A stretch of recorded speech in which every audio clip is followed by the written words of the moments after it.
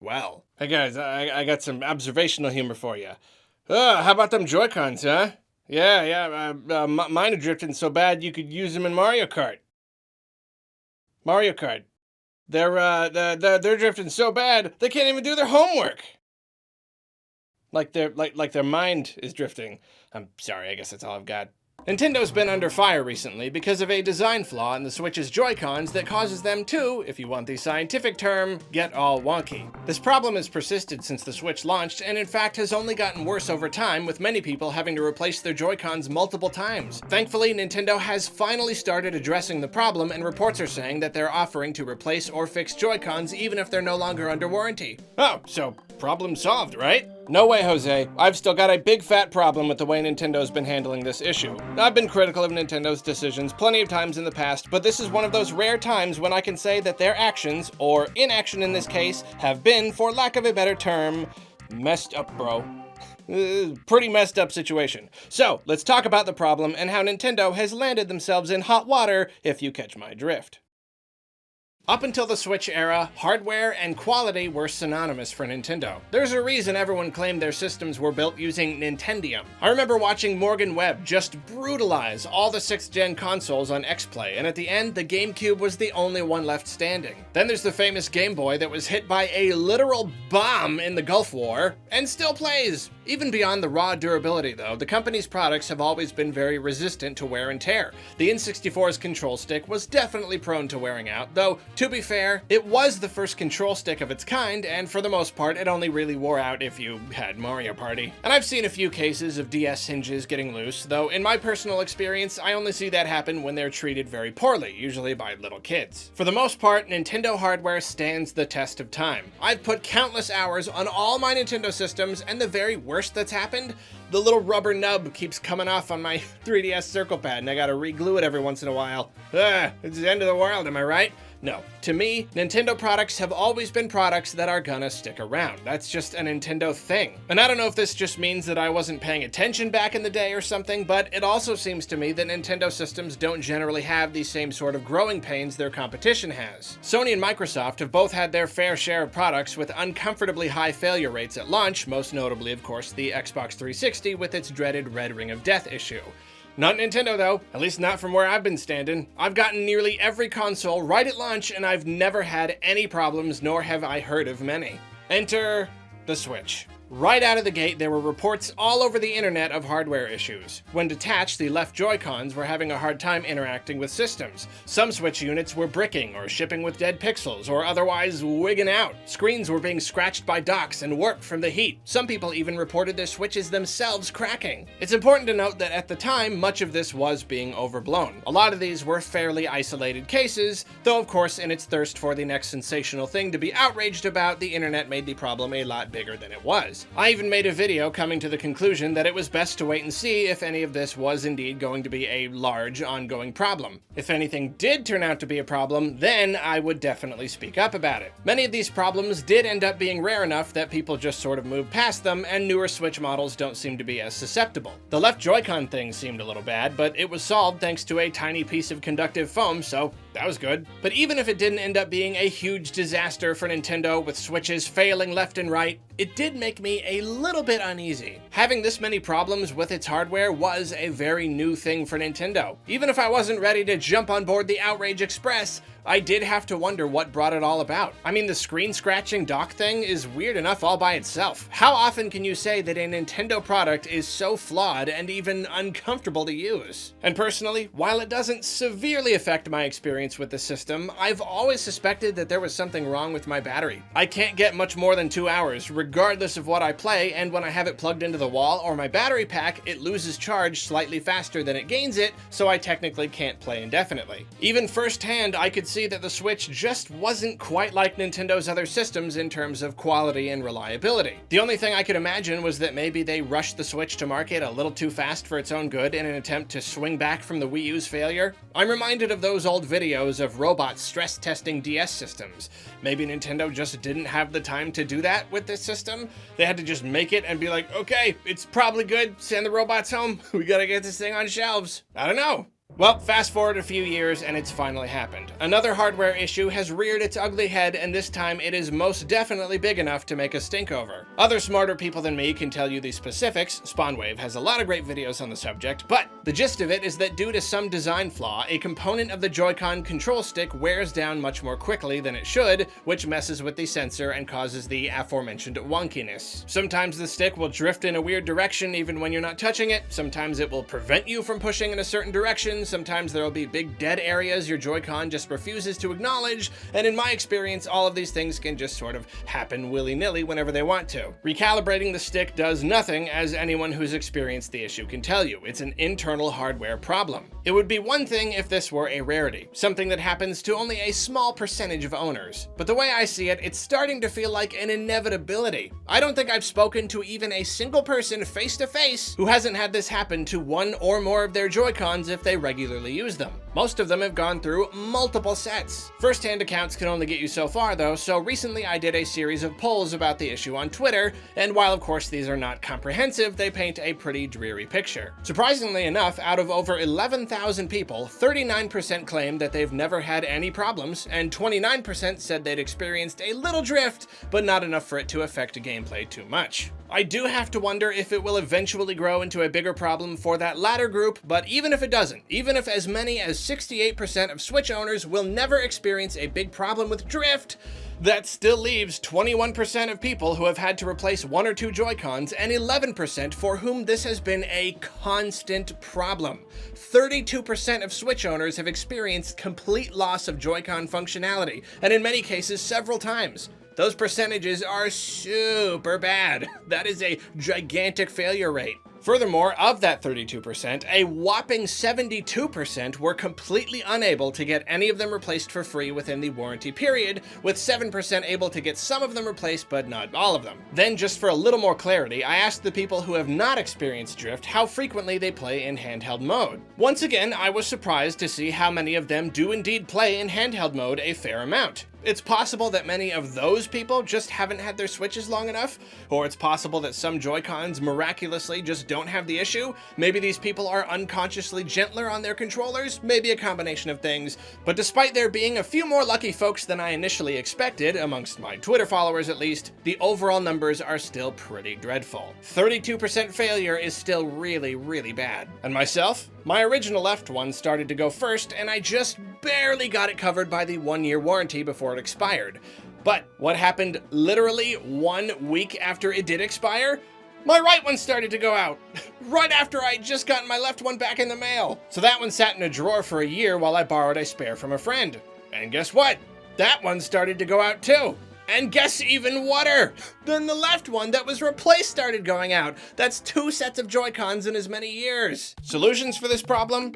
Not a lot of great ones, I'll tell you that much. If your Joy-Con is still under warranty, getting it replaced is actually a pretty smooth process. Nintendo doesn't tend to charge for anything. They just send you a packing slip, you throw everything in a box, and they ship a refurbished or brand new Joy-Con to you pretty quick. It's still very inconvenient, especially for those who don't have Pro controllers to use while their Joy-Cons are away, and of course up until now, if your warranty had lapsed, you were simply out of luck. Nintendo would still fix or replace them for you, but they would charge you so much that it was barely even worth doing. Apart from that, you can buy a replacement control stick for a relatively low price, though honestly, the idea of taking apart my Joy-Con and doing tiny surgery on its tiny components seems like the perfect recipe for an even more messed up Joy-Con, now with a bunch of blue hair lodged inside, and not to mention all the wasted time me trying to do it. So, also not great, though it's the best option so far for those who don't mind doing those kinds of tiny repairs. Then I've heard that if you lift up the little flap under the control stick and blast it with canned air, it helps a lot.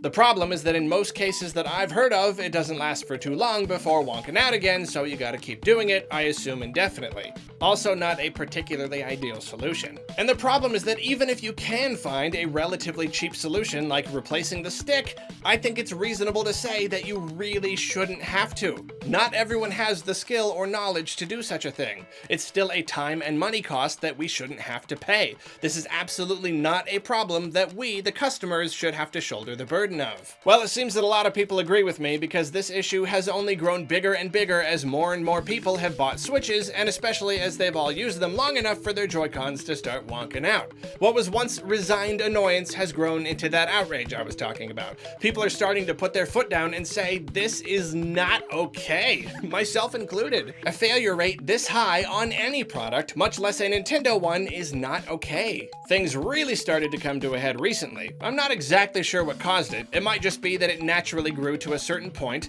Then when people caught wind that it was a big problem that affected a whole lot of other people too, they started banding together. I would say that there was a bit of an extra surge of anger and uncertainty that came with the announcement of the Switch Lite. Since the thing doesn't have detachable Joy-Cons, people wondered if your Switch Lite would inevitably become unusable with no good way to fix it unless it was still under warranty. Fanning the flames even further, Nintendo revealed some new Joi Con Colors, and this felt a little bit like an insult to all the people experiencing these problems. We were kind of like, hey, how's about you think about maybe fixing this horrible issue before giving us new colors? Maybe address the problem in some form? The heat was cranked up even more when the law offices of Chemicles, Schwartz, Kreiner, and Donaldson Smith, because having a simple name and running a law office is literally a federal crime in the US, opened up a class action lawsuit against Nintendo and urged people who have been affected by the drift issue to contact them. I am very sad to say that this is what finally goaded a response from Nintendo. In a statement made to The Verge, they said that they were aware of the issue and that if we have problems, we should contact customer support, and that's it. That's all they said. No promises to make things right for affected customers, nothing about fixing the flaw in the manufacturing process. Not a thing. Just, yeah, we know. How about contacting customer support though? Did you try that one yet?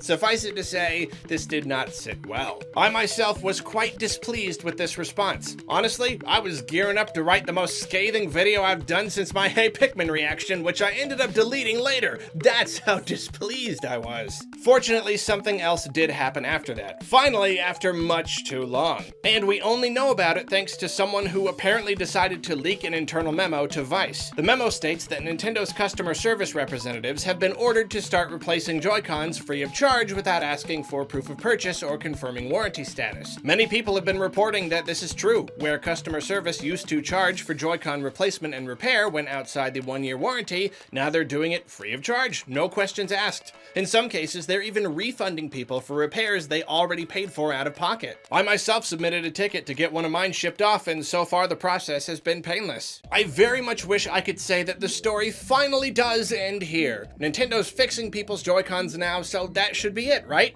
They've righted the wrong, and now we can play in handheld mode without worrying? Well, I'm afraid not. There are still multiple issues present. For one, so far this seems to only apply to residents of the US and Latin America. It's very possible that this was simply a decision on the part of those respective divisions of Nintendo, and if that's the case, it's absolutely ludicrous. This should be a company-wide decision. If it's decided that people should be compensated for their faulty Joy-Cons, everyone should be compensated. I mean, that goes without saying. Another big problem is that this whole free replacement thing is not really public knowledge yet. At the time of this recording, Nintendo hasn't made a statement about it or anything. We only know about it because allegedly someone inside the company decided to leak a memo?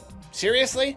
And we only know, you and I and other publications and whatnot, because we closely follow this stuff. What about all the kids and parents who don't follow the news? We can hope that they'll contact customer support, but if they're anything like me, they believe that it's just not worth doing if your warranty has expired. There's no point in going through the trouble. They won't cover it if it's not under warranty. This memo was the only reason I thought it was worth trying again. Seriously, if you're gonna make your problem right, you gotta make it right and tell everybody you're making it right. Then, here's a big one.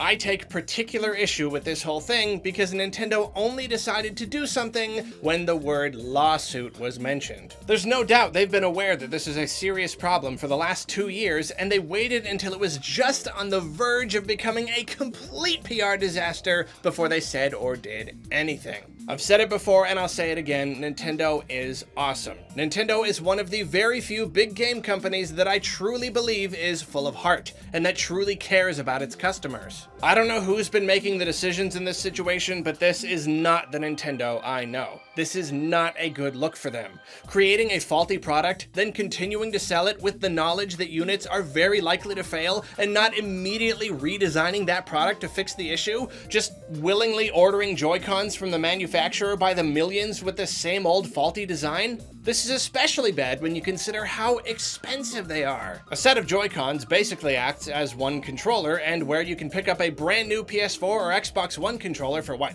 45, 50 bucks? Joy-Cons will set you back 70, 80 if you end up replacing them separately as they go out. Yeah, sure, there's a lot of tech packed into the little things, yada yada, but the DualShock 4 is decently fancy too, and whatever the case, it's just hard to spend that kind of money on any controller, even if it is quote-unquote worth it for the tech inside. I know Nintendo didn't design the Joy-Cons badly on purpose, but you can't deny how this whole thing looks. You have these tiny little controllers that are absolutely required to play your Switch in handheld mode. They go out very quickly, most often in my experience after a little over a year, which, very conveniently for Nintendo, is just outside of the warranty range. And also very conveniently for Nintendo, they're really expensive. Again, I know they're not orchestrating this whole thing, but how does it look? How does it look to someone on the outside who doesn't really know a lot about the company? Whatever Nintendo's intentions are, they have been profiting from this whole system. They have been profiting from expensive yet unreliable products and the misfortune of their customers. I've got a friend whose son is crazy about the Switch. It's all he plays. He loves it. His Joy-Cons went out after a year. He just couldn't play his Switch anymore. As we all do, his dad has bills to pay and not a ton of extra money to just throw at video game stuff. But what could he do? Let the $300 system that his son loves just sit there forever? So he bought him a new set. Could have bought a brand new retail game with that money and had enough left over for something on the eShop, but nope, it went to new Joy-Cons. And guess what? Those went out after about a year too. Just a little too late to get them replaced under warranty. A few months ago was his son's birthday party, and you know what he got for his birthday? You know what his big, high-dollar present was? Was it Smash Bros? Was it Mario Kart? Was it a big fat eShop voucher? No! It was a new set of Joy-Cons. A third set of Joy-Cons, just so he could keep playing the system they'd already paid for. He was ecstatic about his present. And frankly, I was appalled. I was appalled that not only did Nintendo let this happen, they were coming out on top because of it. I fully understand that issues like this are expensive to fix. Maybe Nintendo literally can't figure out how to redesign the control sticks so that they don't get all wonky, but they're also not gonna just stop selling Switches, so they've been covering their ears and hoping everything turns out okay. I get that the overall thing just stinks. It's a very unfortunate thing to happen to a company. Fixing it would cut really hard into their profit margins. But let me turn your attention for a moment to Microsoft, specifically the Xbox 360, which I mentioned earlier. Because of some weird defect, the first model saw failure rates close to 25%. Nearly a quarter of Xbox 360 owners spent $400 on the system, which was more like $500 in today's money, only to have it weekly flash a little red ring at them and go kaput forever. So, what did Microsoft do about it? Everything they needed to. They of course got to work fixing the problem in all future models. Then I worked at a game store at the time, and I remember getting the memo that they had extended the warranty from 1 year to 3 years. And they went about helping every single customer that had a faulty system. This, of course, cost them a tremendous amount of money. The Xbox guys initially went to their boss and told him they had a $1 billion problem on their hands. It would take that much money to fix everyone's consoles and ship them back in a timely fashion, so people weren't waiting ages for them. They said, if we don't do this, our brand is dead. And their boss at the time, Steve Ballmer, didn't even hesitate to give them the go-ahead. He realized it was just something they had to do. It was an unfortunate cost, but one they just had to eat. Protecting the brand is the most important thing, and that means not leaving any customers out in the cold. Nintendo has been much more successful with their brand than Xbox has recently. They've barely had to spend any money on this sort of thing over the years, thanks to their legacy of dependable hardware, and they have a much smaller problem than Xbox's was. Yet they've been largely unwilling to address the issue, and even now that they're doing something, they're dragging their feet. Is this because the issue is smaller? They don't feel like they have to address it with the urgency Xbox did? They know they can largely get away with it because their brand is so much stronger?